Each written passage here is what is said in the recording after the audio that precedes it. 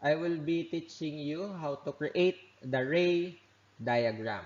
So, ngayon po, pinag-aralan natin last meeting yung tungkol sa electromagnetic waves. And one of the regions of the electromagnetic waves which we have discussed is the visible light. And dito, as we proceed with our lesson on optics, we all know that visible light can pass through lenses and it can also be reflected by mirrors. So the mirror reflects the visible light, while on the other hand, the lenses refracts the visible light. So in our ray diagram, we will illustrate how do images form in a mirror and how do they form on a lens.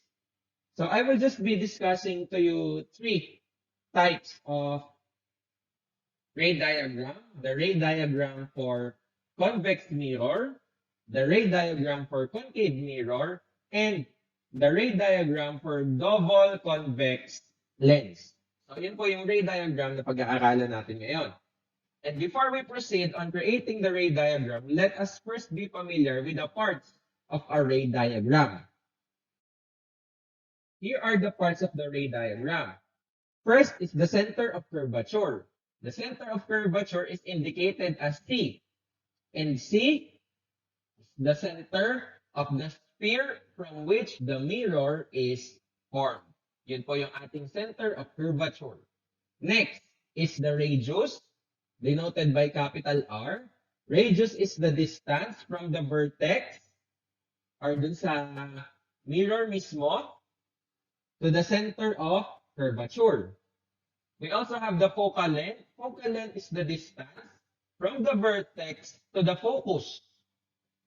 Then we have the principal axis. It's the line passing through the center of curvature and perpendicular to line AB.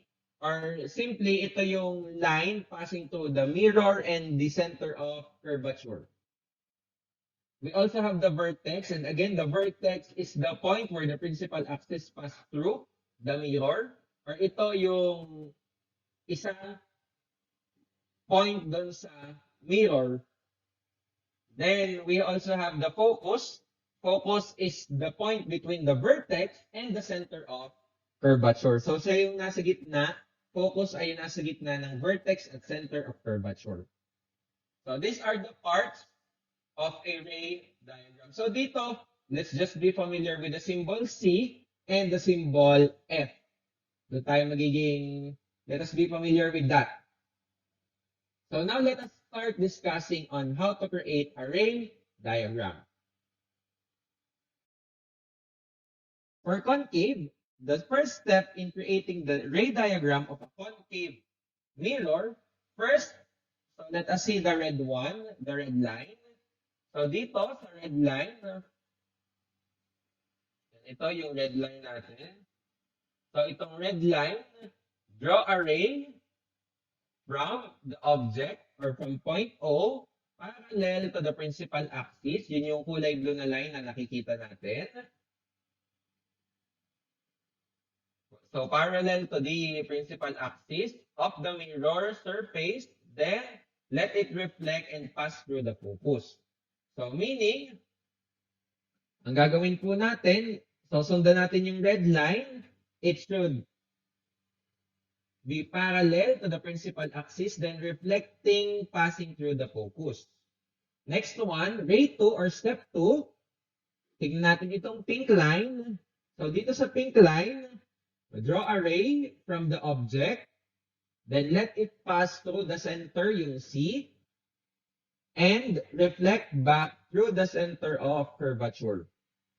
Or ito po yung straight line na kulay pink na makikita natin passing through C. Ray number 3 or step number 3, draw a ray from O or dun sa top ng arrow, passing through the focus, hitting the mirror, then reflecting parallel to the principal axis. So mamaya, ipapakita ko sa inyo yung example.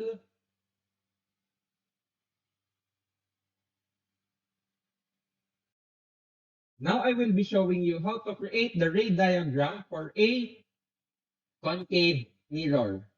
So the measures are, so for your exam, I will be giving you the measures na ipapalo lang po natin. So here, the measures are from C going to the arrow is 1. From the arrow going to F is 1. Then from F going to the vertex is 2. So step 1, let's see this green line. So step 1, from the arrow, from the top of the arrow, going to the mirror, then passing through the focus F. Step 2 is from the arrow passing through C. And then step 3,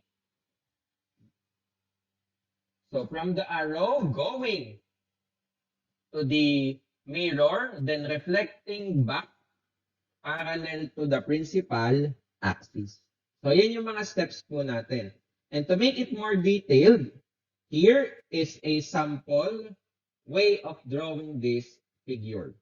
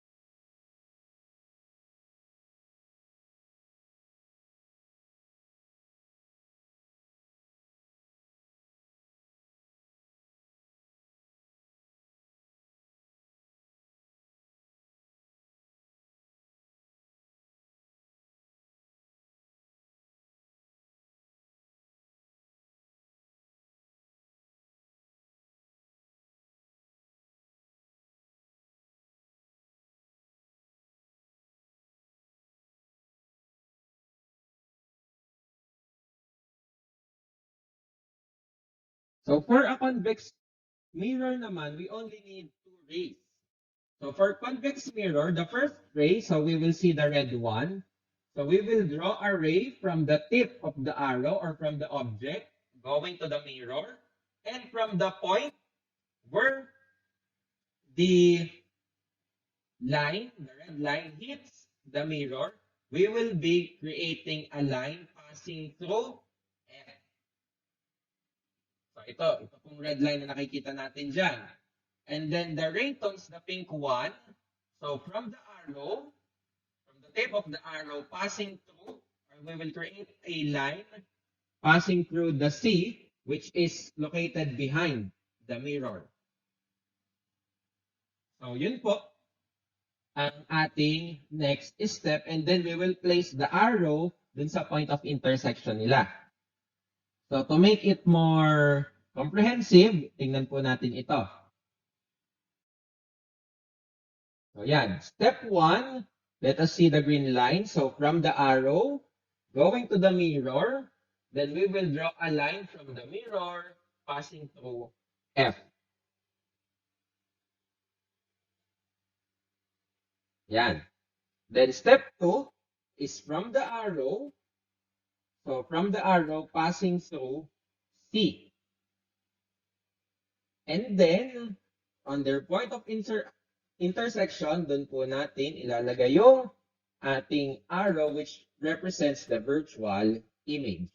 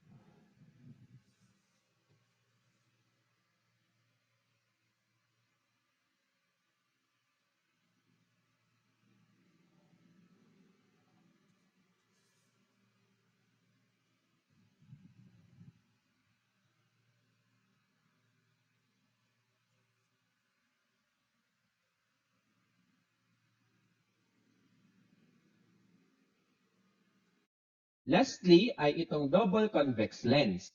Ano naman ang gagawin sa ray diagram ng double convex lens? So, this involves three rays. So, ray 1, we will draw a ray from the object A parallel to the principal axis, then let it refract and passing through the second focus or F2. The next one, ray number 2, draw a vertex or a ray from the object passing through point O or the center of the lens, and then for ray number 3, draw a ray from the object A or from the tip of the arrow or yung ating object, then let it pass through the F1 and then create a ray parallel to the principal axis and passing through the point of intersection ng ating first two rays. So to make it more, or for you to be able to visualize it better, tingnan po natin itong next slide natin. So here, let us follow the steps. So step number 1 is from the tip of the arrow passing through the lens, then refracting going to F2. So yan po yun. Line passing through the lens, refracting going to F2. Step number 2 is a line from O, from the arrow passing through O. Yun yun. Line from the arrow passing through O. And step number 3 is a line from the arrow passing through F1, refracting parallel to the principal axis and passing to the point of intersection of the first two rays na ginawa natin. So following dito is a drawing kung paano natin i-draw yung figure na ito.